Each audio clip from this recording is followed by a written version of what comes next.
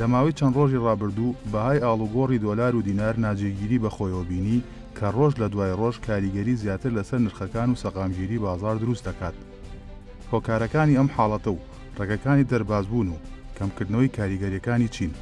چۆن وا بکەین سەقامگیری بۆ بازارەکان بگەڕێتەوە یان بە جۆرێکی تر ئەوەی ڕوودەدات سیاسەتی حکوومەتی عێراق و بانکی ناوەندیە یان هەندێک کەسوولایەن یاری بە بازارەکەن. هۆکاری دروستبوونی ئەم ناجێگیری بەهای ئاڵوگۆڕی دراو بۆچی ئەگەڕێتەوە؟ سیما و نیشانەکانی چین و چۆن دەتوانین وەسفی ئەم حاڵەتە بکەین؟ دراوی بیانی بەرامبەر بە دراوی خۆماڵی کە پێوتێت نرخی ئاڵوگۆڕی دراو یەکێکە لەو بابەتە هەستیاریانەی کە پێویستە بە ژیانی هەموو تاکانی کۆمەڵەوە. لەم چارچێوەشە بانکی مرکزی عێراقی ماوەی چەند ساڵێکە یعنی نزیکەی 16 ساڵ ئەبێ بە پێی یاسای بانکی مرکزی ڕۆژانە بڕێکی زۆر دۆلاری ئەمریکی خاتە بازارەوە لە بەرامبەرە دیناری عێراقی ڕائکێشێتەوە. ئەمەش وەکو سیاسەتێک بۆ کۆنتڕۆڵکردنی هەڵاوسانی نرخەکان لە عێراقا. ئەزانین لە سەردەمی ڕژێمی پێشوە و لە ماوەی گەماروی ئابوووریە نرخەکان زۆر بەڕادێکی زۆر هەڵکشابوون. ئەمە ژوای کردبوو بەهای دیناری عێراقی بەشێکی زۆر لە بەهاکەی خۆی لەدەست بدات. کاریگەریەکی خراپی بەجێهێشت بوو لەسەر ئاستی گوزەران و بژێوی هاوڵاتیان بە تایبەتی ئەوانەی کە توێژی و موچەخۆرن یاخود داهاتێکی سنوورداریان هەیە. بۆیە لە دوای ڕوخانی ڕژێم و سیستمی نوێی حکومڕانی لە عێراقا وەکو بەشێک لە چاکسازی ئابوووریەکان کە حکوومەتی عێراق لە بەرنامەیە بوو بیکە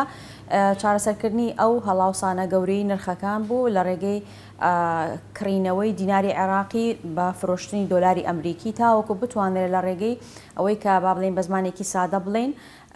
لە ڕێگەی هەرزانکردنی بەهای دۆلارەوە بتوانرێت شمەکێکی زۆر کاڵا پێویستێکی زۆر لە دەرەوە لە وڵاتانی دەرەوە هاوردە بکرێ تاوەکو پێداویستی هاوڵاتیان لە ناخۆیان پڕ بکرێتەوە. چونکە عێراق بەداخەوەکێکە لە وڵاتانی کەوا بە شێوەیەکی سەرەکی پشتی بە بازارەکانی دەرەوە بەستووە لە دەستەبەرکردنی پێداویستەکانی ناوخۆی واتە توانای بەرهەمهێنانی ناخۆیی لاوازە. هەر بۆیە ئەو کاڵاشمەکانی کە لە دەرەوە هاورداکرێ پێویستی بەوەیەکەوە بە دۆلار بە دراوی قورس هاوردە بکرێ. هەر لەم چارچێوەیەشە بۆ مەبەستە دۆلار هەرزانکردن مانای وایە نرخی ئەو کەلوپەلانێکێتە بازارەوە بە نرخێکی هەرزان ئەفرۆشتێتەوە. ئەمە ژواکە خەڵکی یاخود هاوڵاتیان بە نرخێکی هەرزان کاڵا و شمەکەکان بکڕن و پێداویستەکانیان پڕ بێتەوە. هەر بۆیە ئەم بابەتە زۆر هەستیارە و هەموو تاکیی کۆمەڵگا گرنگی پێ ئەیە چونکە لەگەڵ بەرزبوونەوەی بەهای دۆلارە ئەمەواکە نرخی کاڵا و شمەکەکانیش لە بازارە بەرز بێتەوە کە بێگومانەزانین ئەمەش دەرەنجامی خراپی ئەبێ لەسەر گوزەرانی هاوڵاتیان. بۆیە ئەم بابەتی کە چەند ڕۆژێکە ینی هاوڵاتیان پێوەی سەرقاڵ بوون ناوەندەکانی بەرهەمهێنان و کارکردن و تەنانەت ڕاگەیاندن و میدیاکانیش سەرقاڵ بوون پێوەی ئەوەیە لە ناکاو لە ماوەیەکی کورتە بەهای دۆلار بەرز بۆ و بەهای دینار دابەزینێکی زۆری بەخۆیەوە بینیوە کە ئەمە لە چاو ئەو گۆڕانکارین کە لە بەهای دۆلارە ڕوویاوە لە ماوەی 15 ساڵی 16 ساڵی ڕابردووە زۆر خێرا بووە. چونکە ئەو بەرنامەی کە بانکی ناوەندی عێراقی دایناوە بۆ بەرزکردنەوەی بەهای دیناری عێراقی ئەتوانین بڵین لە ساڵی 2004ەوە بەهای 100 دۆلاریەک نزیکەی 150,000 دیناری عێراقی بوو تا ئەمڕۆ پێش باڵێن تا پێش ئەم ماوەی بەرزبوونەوە لە ناکاوە تەنها 30,000 دینار لە 100 دۆلاریەک بەهاکی کەم بۆتەوە واتە لە 150,000 بۆ تا 120,000 تقریبان ماوەی چەند ساڵێک جێگیر بوو لەو بەهایە. بەڵام ینی ئەم چەند ڕۆژە کە کتوپڕ نزیکەی 10,000 دینار چۆتە سەر بەهای 100 دۆلاریەک ئەمە گۆڕانکاریەکی لە ناکاوە بەڕاستی بۆیە جۆرێک لە شۆکی دروست کردووە لە بازارەکانە وەوای کردووەکەوە هاوڵاتیان مامەڵەکاران نەزانن چۆن ڕەفتار بکەن سەوارەت بەم دۆخە ئایا ئەوانەی دیناریان هەیە بیکەن بە دۆلار ئەوانەی دۆلاریان هەیە بیفرۆشنەوە بیکەن بە دینار ئەمە جۆرێک یا بیکەن بە دراوێکی تر ئەمە جۆرێک لە پشێ و ئاڵۆزی خستۆتە سەر ناو بازارەوە ئەتوان بڵم تا ڕادەیەک مامەڵەشی ڕاگرتووە. زۆرێک لە مامەڵەی کڕین و فرۆشتنەکان بە تایبەتیوانی بەهاکانیان گەورەیە ڕاوەستاوە لەبەرەوەی کە مامەڵەکاران چ کڕیا چ فرۆشیار ناوێرێ ئەو مامەڵەیە بکات لەبەرەوەی کە ئەترسێ بەهای دۆلار زیاتر بەرز بێتەوە یاخود ڕەنگە ئەمە وەکو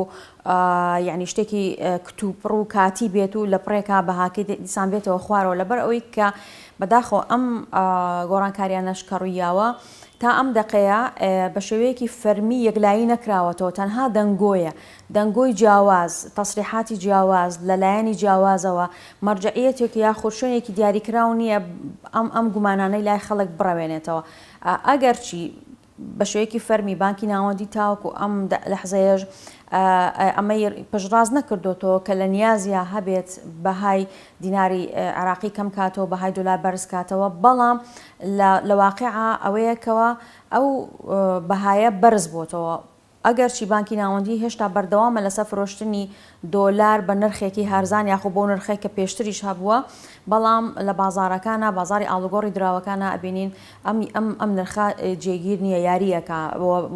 ئاستێکی بەرزی تۆمار کردووە، چەند ڕۆژێک بەر لە ئێستا توانین بڵێن 130,000ی تێپەڕان. لەبەرەوە ئەمە وەکوتمان تەنها دەنگۆیە تا ئەم دقەیە و ئەم دەنگۆیانش لەبەرەوەی کە لەلایەنی جیاوازەوە لە شوێنی جیاوازەوە هەندێک جار لەم ئەم بەنگویانە کە ئەبیستین ینی لەلایەنی پەیوەندیدار نییە بە دیاریکردنی ئەم نرخەوانەوە، بۆیە ئەمانە جۆرێک لە پشێ و ئاڵۆزی دروست کردو و نادیاریەک ناڕوونیەکی دروست کردو لە ئایندەی ئەمە لە ئیلانی کەم لە ئایندەی نزیکە، لەبەرەوە مامەڵەکانی بازار وەستاون وەکوتمان لەبەرەوەی کە نازانرێ ئایا سەعاتێکی کە سبەینێ یاخود ئێوارە چ گۆڕانکاریەک ڕۆیات. ئەگەر ئەتوانین بڵین بە شێوازێکی گشتی هەتاوەکو ئەم کاتێک کە ئێمە لەگەڵ بەڕێستان ئەم بەرنامەیەکەین بەڕەسمی بانکی ناوەندی عێراقی بڕیاری لەسەرەوە نەداوە کە نرخی دیناری عێراقی بەرامبەر بە دۆلاری ئەمریکی جێگیر بکات، یان بەواتایەکی تر بڵین نرخی دۆلاری ئەمریکی بەرامبەر چەندە دیناری عێراقی دیاری بکات. بەڵام ئەوەی کە هەیە پێشتر پێشنیارێک وجودی هەبوو لەلایەن بانکی ناوەندی عێراقەوە بەوەی کە لە پێناو پڕکردنەوەی ئەو کورتێنانەی کە لە بودجەی 2021دا ئەکرێ و بۆ کار ئاسانیکردن لە ئەو قەرزە زۆرانەی کە ئەکەوێتە سەر شانی حکوومەتی عێراقی بتوانرێت کە دۆلارێکی ئەمریکی بەرامبەر بە 1500 دیناری عێراقی دیاری بکرێت. بەس ئەمە وەکو پێشنیارێک بووە، نەچۆتە بواری جێبەجێکردنەوە. بەڵام لەلامان ڕوون بێت مەسەلەی درا و مامەڵەکردنی درا و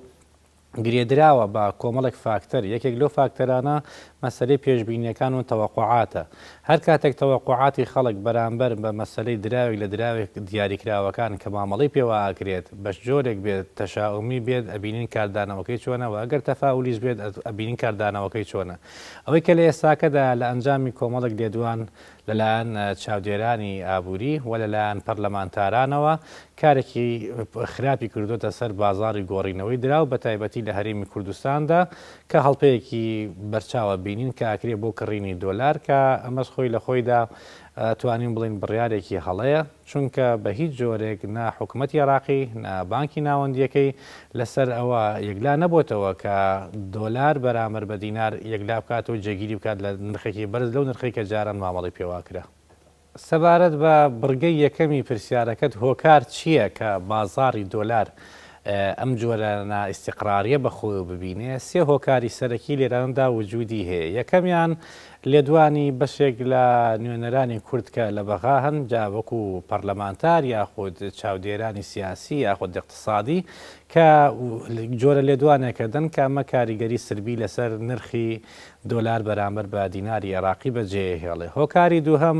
بانکە بازرگانیەکانن کە ڕێژەیەکی باش لە احتیاطاتی خۆیان یاخود پارەی بەردەستی خۆیان هەیە لە جۆری دۆلاری ئەمریکی کە یانەوێت لەم ڕێگایەوە بتوان قازانجێکی ترکەن. جۆری سێهەمیان یاخۆی بڵین هۆکاری سێهەمیان لە هۆکارەکان تموحی وەکو ئەڵێن بازرگانەکانی نێو گۆڕینەوەی بازاری دراوە کە ئەم جۆرە شایعانە ئیسفادە و قازانجێکی باشیان پێ ئەگەێنێ. سەبارەت بە تەوەری دووەمی پرسیارەکەت لە حاڵەتی ناجێگیرێکی لەو جۆرە یاخود بەرزبوونەوەی بەهای دۆلار بەرامبەر بە دیناری عێراقی چی کاریگەریەک بەجێهێڵێ؟ بێگومان کاریگەری زۆر سلبی بەجێهێڵێ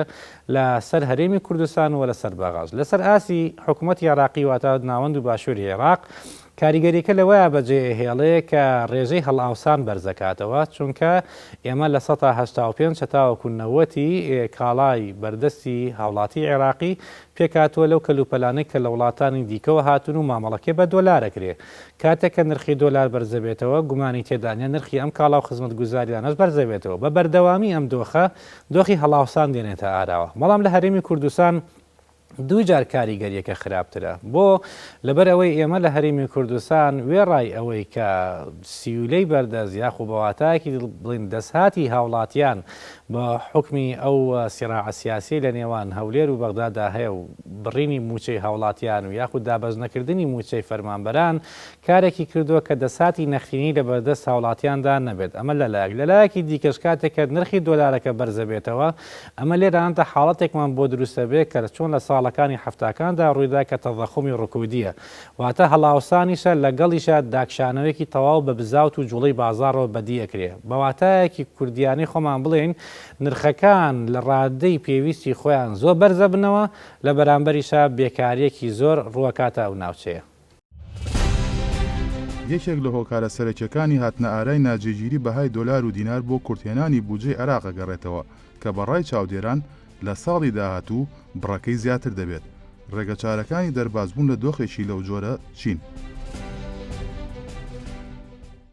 بەڵێ خۆی ڕاستە بە بودجەی حکوومەتی عێراقی کورتێنانێکی گەورەی بەخۆیەوە بینیوە.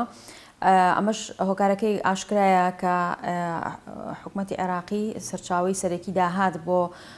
بودجە داهاتی نەوتەوە لە ئێستاە بەهۆی ئەو بارودۆخێکەوە سەرتابای جیهانی گرتوۆتەوە پەتای کۆرۆنا وای کردووەکەوە نرخی نەوتی خاو لە بازارەکانی جیهانە بەهاکەی زۆر دابەزیوە ئەمە ژوای کردووەکەوە ئەو بڕەپارەیەکەوە عێراق پێویستێتی یا ئەو وڵاتانەیەکەوە فرۆشیار و هەناردەکاری نەوتن ئەو داهاتی پێشووتریان دەست نەکەوێت لەبەرەوە عێراقی ژۆک وەکێک لە وڵاتانەیەکەوە احتیمادی سەرەکی بودجەکەی بە ڕێژەیەکی بەرز ڕەنگە لە 95 زیاتری داهاتی بودجەی حکوومەت داهاتی نەوت بێ لەبەرەوەمە کورتێنانێکی گەورەی دروست کردووە لە بودجەیەوەتە خەرجێکی زۆر ڕوبەڕووی حکوومەتی عێراقی بێتەوانێ بەڵام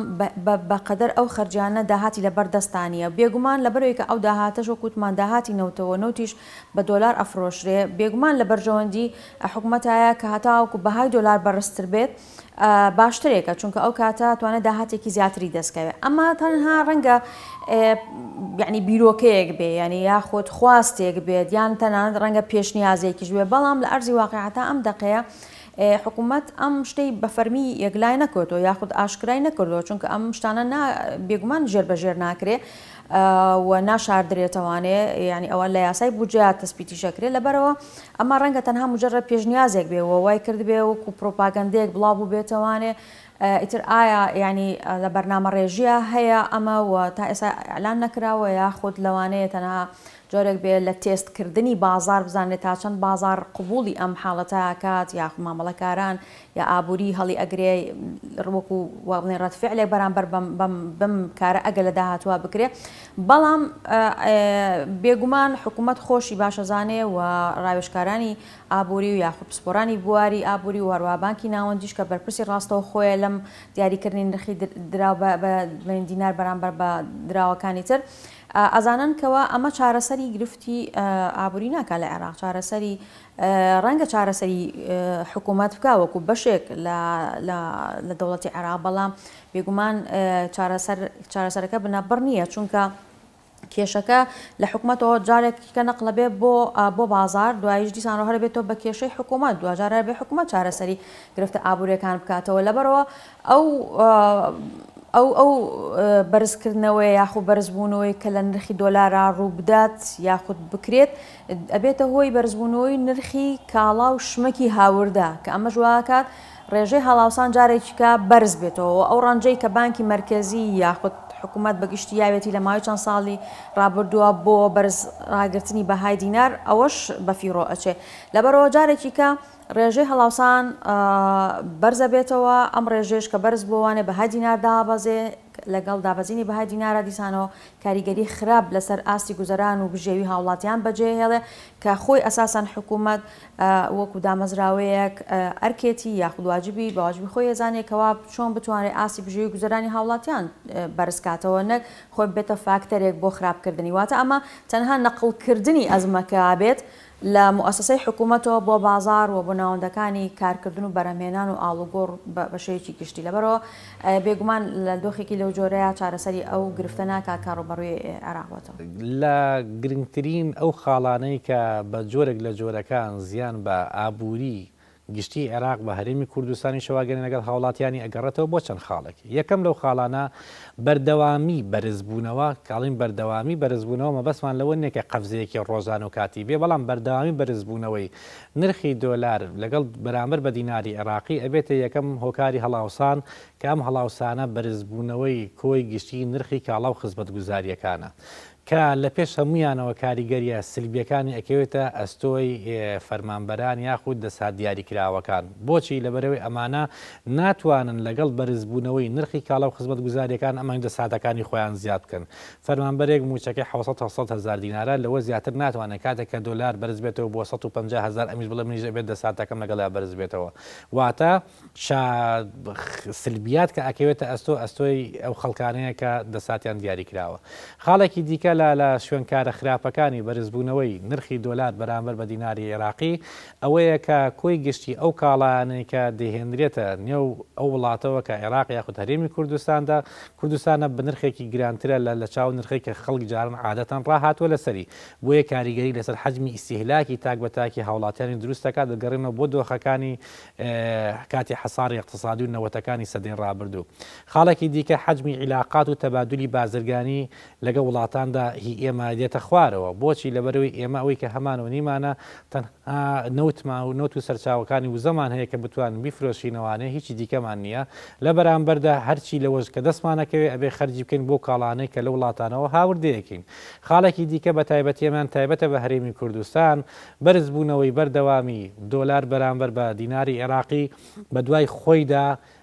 شتێکمان بۆ هێنێ کە پێوتێت تەضەخمی ڕکودی کە هەڵە ئاوسانێکە شان بەشانی وەستاندنی کۆی گشتی چالاکی ئابوووریەکان، چونکە لە ئێستادا چالاکی ئابووری لە هەرێمی کوردستاندا بەرەو جۆرێک لە شەلەلبوون هەنگاوانێ بەهۆی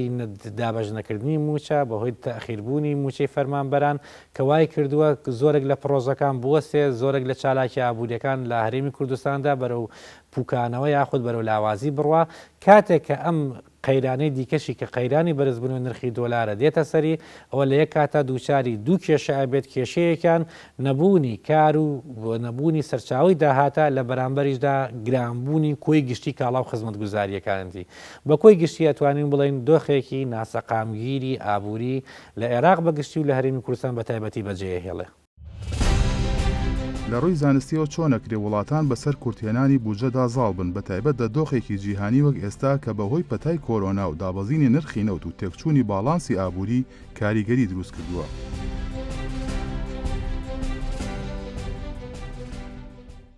بۆ چارەسەرکردنی ئەو دۆخە سەرەتا دەرکردنی دراوی نوێ یاخود چاپکردنی دراوی نوێ کارەکە زیاتر خراپتر دەکات، چونکە هێندە ڕەسیدی یاخود قیمەت و بەهای ئەو پارەیە واتە دیناری عێراقی بەرامبەر بە دۆلاری ئەمریکی هێندەی ترێهێنێتە خوارەوانێ. بەڵام بۆ مەسەلەی چارەسەرکردن ئایا چی بگیرێتە بەر بۆ ئەوەی یەک ئەم کورتێنانەی کە لە بودجەی 2021 عێراقدا هەیە چارەسەر بکرێ و هەمیش بتوانرێت سەقامگیریەک لە نرخی دینار بەرامبەر بە دۆلاری ئەمریکی بگەڕێتەوە. سەرەتا پێش هەموو شتێکە بێت حکوومەتی عێراقی بە تایبەتی حکوومەت و کابینەکەی کاظمی دەستکات بە پێداچوونەوە بە کۆی گشتی خەرجیەکانی لە بودجەکێتی چه نەفەقاتی تەشغیلی بێت چه نەفەقاتەکانی دیکە بێ. هاوکات لەگەڵەوەشا کۆمەڵێک پارەی زۆری بلۆکراو هەیە کە لە دەروی وڵاتەیە کە ئەمەش سوودێتوانێت لێ بدرێت کە بهێنێتەوە ناوە و لە بەشێکی دیکەشا کە لە ڕێدابردن و خەرجکردنێکی بێ ئەندازەی بێشومار هەیە لە بە زیادە سەرفکردن لە مەشروعەکان و لە پرۆژەکاندا کە پێویستەکە ئەمانە بگرێت. ئەمانە هەنگاوی سەرەتایین بەڵام زەمینە سازیەکی باشەکەن بۆ هاوسەنگیکردنی نرخی دۆلار بەرامبەر بە دیناری عێراقی. هاوکات لەگەڵ ئەوەشدا کۆمەڵێک ڕێگا و شێوازی دیکە هەیە کە بانکی مرکزی ئەتوانێت بیگرێتە بەر. یەکێک لەوانە عملیاتی سوقی مەفتوحەیە کە ئەتوانرێت ئەو احتیاطانەی کە هەیەی سوودی لێبینێ بۆیە هاوسەنگی نرخەکان دروستکات. یەکێکی تر لەوانەیە کە ئەتوانێت تەشجیعی مستەسمیری بیانی بکرێت کە ببێنە ناو عێراق یاخود هەرێمی کوردستانەوە کە پارەی خۆیان کە ئیسیسماراتی پێکەن بیهێنە ئەم وڵات و ئیسیسماری پێکەن بۆ ئەوەی کە سیولەی دۆلار لە ناو بازاڕەکانی عێراق و هەرێمی کوردستانیشا زۆر بێت. بۆیە ڕێگا زۆر هەیە کە بیگرێتە بەر، بەڵام هیچ یەکێک لەم ڕێگایانە ناتوانێت ئامانجی خۆی بە تەواوەتی بە سەریحی بپێکێ ئەگەر مەسەلەی گەندەڵی یاخوو بە لا ڕێدابردننی داتا و ژمارەکان وجودی هەبێت لە عێراقدا. گومانی تێدا نییە مەسلەی ڤایرۆسی کۆرۆنا 19 کاریگەریەکی زۆر خراپی هەبوو لەسەر ئابووری جیهان بەگشتی. و عێراقیش بێبەش نەبووە لەو کاریگەریە سلبیانەی کە هەی بۆ لە ڕووی ئابوووریەوە. بەڵام لە کاتێکدا کە ئاڵێن عێراق کاریگەری هەبوو لەسەری کاریگەریەکەی لەسەر عێراق زۆر جیاوازتر بووە لە وڵاتە پیشەسازیەکانی دیکە، چونکە عێراق وڵاتێکی پیشەسازی نییە، وڵاتێکی ڕێعیە، پشتی بەستووە بە ناردنەدەرەوەی نەوت و ئەم ناردنەدەرەوەی نەوت کاریگەری لەسەری دروست کردووە، چونکە ئەو وڵاتە پیشەسازیانەی کە ئەم نوتیان پێفرۆشێ ڕێژەی خواستیان لەسەر نوتی عێراقی کەم بۆتەوە بە حکمی پیشەسازیان نەخراوەتە گەڕ. لێرانەدا کاریگەریەکان دروستە بێ زایدەن و ئێمە گروپێکی تریشمان هەیە لە ئۆپیک پلسی پێوترێ کە تەحدیدی ناردنەدەرەوەی نەوتی عێراقی کردووە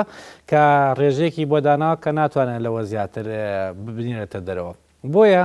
دابەزینی نرخی نەوتە کاریگەریە سەرەکیەکەی دروست کردووە لەسەر اقتصادی عێراقی نە کۆڤید-19 بە شێوە سەرەکیەکەی ئەڵین کردوێتی، بەڵام کاریگەریەکەی بۆ شێوازە نیە بە ئەندازەی دابەزینی نرخی نەوت. سەبارەت بە جێگیرکردنی نرخی دراویش واتە دۆلاری ئەمریکی بەرامبەر بە دیناری عێراقی ئەگەڕێتەوانێ بۆ حەجمی احتیاطاتی بانکی مرکزی کاتوانێت احتیاطای کەلەلایەتی ئەو یەدەگەی کەلەلایەتی زیاتر یاخود بە هەمان قەبارەی جارانی ڕابردووبی خاتە بازارە ئەو هاوسەنگە دروستکە. لەلایەکی دیکەشەوە ناوەندەکانی ڕاگەیاندن ئەتوانن ڕۆڵێکی پۆزیتیڤ ببینین لە هاوسەنگکردنی نرخی دۆلاری ئەمریکی بەرامبەر بە دیناری عێراقی.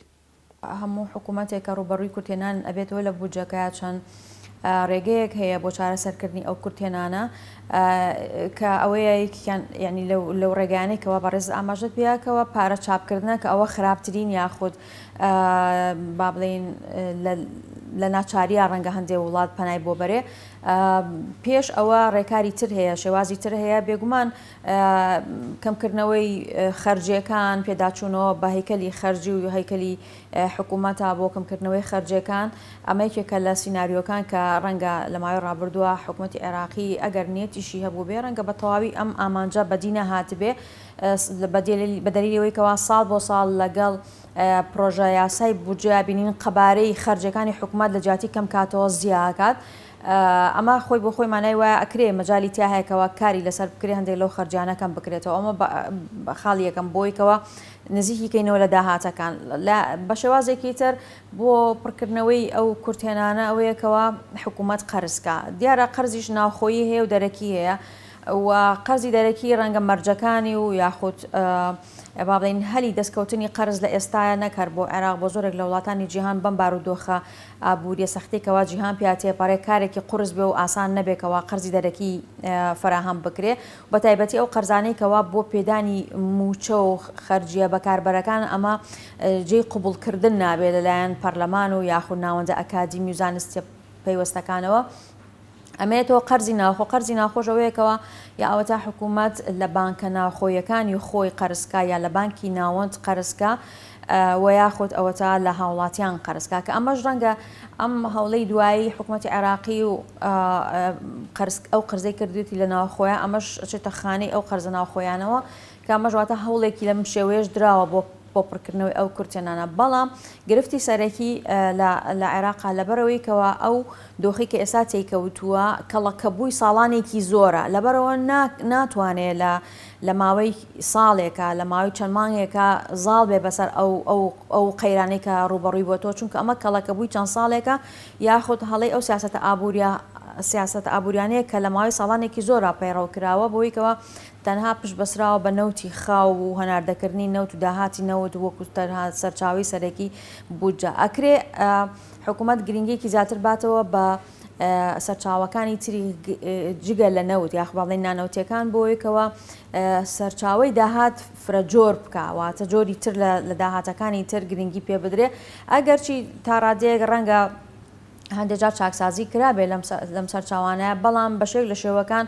نەتوانراوە ئەو داهاتانی کە نانەوتین پەریان پێ بدرێ و زیاد بکرێت لە عێراقات ڕەنگە لە حکوومەتی هەرێمیشە بە هەمان شێوەیە هێشتا هەر چاو لەسەر نەوتی خاوەوەکو سەرچاوی سەرەکی داهات. ئەمە چەندش هەوڵ بدرێ بۆ چارەسەرکردنی لە ماوەیەکی کورتان ناکرێ، یعنی مە ناتوانین بڵێن ئەو احتیمادێکەوە بودجەهێتی لە 95 لە نەوت لە ماوەی ساڵی 2020 کا بیکەین بە لە 120 یان 30 ئەمە ناکرێت چونکە ستراکچەری ئابووری وڵاتی ئێمە بەو شێوەیە وا هاتووە لە ماوەی ساڵانێکی زۆرە کوتمان پەیکەربەندی ئابوووریەکەمان هەڵەیە لاوازە اعتیمادێکی سەرەکیمان لەسەر ئەم کەرتەیە کەرتی نەوتی خاوە و کەرتەکانی کەمان فەرامۆش کردووە لەبەر ئەوە ئەکرێ ئەمە بە چۆنەی بە بەرنامە ڕێژێکی مامناوەندخایەن یاخود درێژخایەن ئەکرێ ئەمە چارەسەر کرد بەڵام لە ئێستاە لەم فترەیە ڕەنگە ئەمانە سینناروی گونجاو نەبێ یاخود ژیرانە نەبێکەوە بە قەرزکردنی زیاتر بینین ئێمە ئەو کورتینانە پڕکەینەوە چکۆ کوتمان ئەو قەرزانە دوایی ئەو کەڵەکە بوون کە کاتێکە کەڵاکا بێەوە ناتوانرێت بدرێتەوانێت دیسانەوە بارگرانێکی گەورەی بۆ سەر بوجە و بە تایبەتی قەرزە دەرەکیەکان ئەگەر قەرزی دەرەکی بێ ئەو فائیدەی کەچێتە سەری قورساییەکی زۆرە خاتە سەر بوجە و لە ساڵانی داهاتووە بێ بە ئەرکێکی تر لەسەر حکوومەت کە چۆن بتوانێت بیاتەوە بەڵام وەکوتمان ئەکرێ بوجە خۆی پێداچوونەوەی پێ بکرێ بۆیکەوە خەرجەکان ئەوانەی کە پێویست نین زەڕور نین لە ئێستاە ئەوانە کەم بکرێتەوانێ و لە لایەکی ترەوانێ سەرچاوەکانی تری داهات پەری پێ بدرێت جگەل لە نەوت وەکو باج و ڕسومات و داهاتی خاڵە سنووریەکان و یاخود هەر داهاتێکی تر کە جگەل لە نەوتە و ئەکرێ ناوخۆیان زیاد بکرێت ئەبەم شێوەیە توانین تا ڕادەیەک ئەو جیاوازیکەوە هەیە لە بینی داهات و خەرجەکانە کە پێوترێ کورتێنان پڕ بکرێتەوە ئەوە خاڵێکی کەشەیە ڕاستە عێراق ئەزمونێکی تاڵی هەیە لەگەڵ چاپکردنی پارەیە کە لە سەردەمی ڕژەمی پێشووە زۆر پەنای بۆ ئەبراکەوە پارەی چاپەخرایە بازارەوە و دەرەنجامیش هەمومان زانیمان کەوا بۆتە هۆی دابەزینی بەهای دیناری عێراقی بەڵام ئەگەر هاتو ئەو پارەی کەوا بە نیازە چاپی کات وەکو لە زانستی ئابووریا وترێ ئەگەر غێتائی هەبێت کەڤەری هەبێ پاڵپشتی بکرا لەیان بانکی ناوەند جێوانێ بەو یەدەکەیکەوە بانکی ناوەند هەیەی ڕەنگە کاریگەریکی ئەو تۆ یاخود خراپ بەجێ نەیەڵێ و یاخود ئەگەر ئەو پارێکەوە چاپ بکرێت لە ناو بەرگەکانی خەرجی بودجە ئاراستەی وەبەرهێنان بکرێواتە با پارە چاپ بکرێت بەڵام بۆ وەبەرهێنان بکرێ نەک بۆ خەرجیە بەکاربارەکان بێگومان ئەمە ئەو کاریگەریە نێگەتیڤە زۆر خراپانە بەجێ نایڵە لەسەر ئاسی گشتی نرخەکان و ئەتوانێت هەم حکوومەت کورتێنانەکەی خۆی پێپڕکاتەوە لایەکی کەشەوەتوانێت بازاری پێ بجوڵێنێ بەڵام ئەگەر هاوشێوەی بەشی هەرە زۆری خەرجەکان تەنها بۆ بەکاربردن بێ بێگومان ئەمە زیانی گەورەی لێکەوێتەوە جارێکی تر بارگرانی خاتەوە سەر نرخەکان و لەوێ شوانێ بۆ سەر هاوڵاتیان وڵاتەکان بەپێی اقتصادیاتی خۆیان بەپێی ئەو سەرچاوانەی کە داهاتی وڵات دیاری ئەکات واتە ناتجی قومی ئیجمالیان دیاریەکات حاڵەتەکان جیاوازە و ئەم دۆخانش کە هاتووە تەنها عێراق نیەکە گرتی بێتی و لەوێدمانەکە لە بەرازیل ڕێژەی هەڵاوسان لە 120 بەرز بوانێ بەڵام چارەسەریشی بۆ دۆزراوە چارەسەری ئانی و خێرا بۆ عێراق وەکو باسمان کرد سەرەتا پێداچوونەوەیە با کۆی گشتی نەفقاتی عامەی واتە خەرجە گشتیەکانی کە هەیەی و دواتری زایدن ڕێکخستنەوەی سەرجەم ئیراداتی گشتەکەیەتی کە ئێمە ئەزانین لە ئێستاکەدا بە مەلاین ملیۆن دۆلاری عێراقی لە دەروی وڵاتان مامەڵی پێواکرێت یاخود بە حاڵەتی فەسادی اقتصادی یا گەندەڵی براونەتە دەرەوە کا بێمە چارەسەر بگرێت لەگەڵ هەموو ئەمانەشدا نەفقاتێکی زۆر و زەبەن بۆ لاین تەشغیلی کە دانراوە کە پێویستەکە مە چارەسەر کرێ یعنی من بەسیترین نمونە هێنمەوە لەسەر مەسەلەی قیتاعی کارەبا کە ئێستا لە عێراقدا هەیە لە عێراقدا نزیکی 60 ملیارد دلار خرجکراوە بۆ چارەسەرکردنی کێشەی کارەبا کە تا ئێستا چارەسەر نەکراوە کە مع العلم ئەگەر دابەشێکی بەسەر کوی گشتی هاوڵاتیانی عێراقدا کولی هاوڵاتێک نزیکی 2 بۆ 3,000 دلاری بەرەکەوێ کە ئەو کاتەر پێویستی بەوە نییە کە کارەبای حکومیش بەکاربێنێ ئەنی چەندەها پرۆژەی لەم جۆرە هەیە کە ئەمە هەمووی بە هەدەردانی سامانی گشتی عێراقا هاوکات لەگەڵەوە بەرزبوونەوەی ئاسی گشتی نەفقاتی عامەی عێراقا لەگەڵەوەژە ئیراداتەکەشی ناتوانێت تەحملی ئەم هەموو جۆرە بەرزبوونەوەی خەرجێ بکە بۆیە وڵاتانی جیهان کە دووچاری جۆرێک لەو قەیرانە نابن مراجعەیەک و پێداچوونەوەیەکی کولیەکەن بەسەر کۆی گشتی سێکتەرەکانی خۆیاندا وەشتێکی شاراوەز نییە کە تۆ مادامێکی زەنەکە دواتە بودجەکەی کە هەتە پێکاتووە لە نەفقات لەگەڵ ئیراداتە نەفقات و ئیراداتەکە دەڕێک بخە کۆی گشتی ئابوووریەکە تاوسەنگی خۆی بۆ گەڕێتەوە لە چین دۆخێکی تایبەت هەیە بە پێچەوانەی وڵاتانی ترەوە ئەم وڵاتە بەردەوام کار دەکات بۆ داوەزینی بەهای دراوەکەی بەرامبەر دۆلار هۆکاری ئەم حاڵەتە چییە و تا چەند لەو دۆخە دەچێت کە عێراق تێکەوتووە ئەگەڕێتەوە بۆ چەند هۆکارێک لە شا هۆکاری ئەم گەمەیە کە پێوترێ یاری دراوەکان ئەگەڕێتەوە بۆی کە سین وڵاتێکی پیشەسازیە ئەوێت لەو ڕێگایەوە هەرچی لەو بەرهەمەی کە لە وڵاتەکەی خۆیان هەیەی ڕەوانەی دەرەوە بازارەکانی جیهانی کا بە نرخێکی کەمتر لە نرخی کاڵای ئەمریکی بخاتە ڕوو. بەڵام لە بەرامبەرە عێراقی ئێمە هیچ شتێکی لەو جۆرەی نییە هەتا بتوانێت بڵێ نرخی دراوەکەی خۆم دادەبەزێنم بەرامبەر بە دۆلاری ئەمریکی بۆیە بتوانم کۆنتترۆلی بازارەکانیکەی پێ بکەین. چونکە ئێساکە لە زانستی ئابووری سەردەمدا کێشەیەکی دیکە سەری هەڵداوە کە مەسلەی دامپینە ئیغراقە کە هەو وڵاتانەی پیشەسازی زۆریان هەیە و خاوەنی کاڵایەکی زۆرن لە بازارەکانی ناوخۆی خۆیانە ساغ نابێتەوە هەوڵی ئەوە ئادەن بازاری وڵاتان خەفە بکەن بیخینکێنن لە چیا لەوەی کە زۆرترین کاڵایان بۆ بنێرن. باشە کاتێک کە زۆرترین کاڵا ئەنێرێتنێ ئەو بازارانەوە ئیلا دەبێت نرخەکەی لە چاو نرخی ئەو کاڵا لەو بازاری خۆیدا هەرزانتر و یاخود کەمتر بێ. باشترین چارەسەر و ڕێگا بۆ ئەوەی کەم ڕێگای پێ بدۆزنەوە ئەوەیە کە نرخی دراوەکەی خۆیان بەرامبەر بە دۆلار یاخود بەرامبەر هەر نرخێکی دیکە دراوەکانی ئەو وڵاتە هەیە دەهێنە خوارەوە بۆ ئەوی کە بتوانن کۆنتترۆلی ئەو بازارانەی پێ بکەن و خۆشیان نەجات بن لەو فائیضی ئینتاجە لەو زیادەی بەرهەمهێنانی کە هەیەە لە وڵاتێکی خۆیاندا.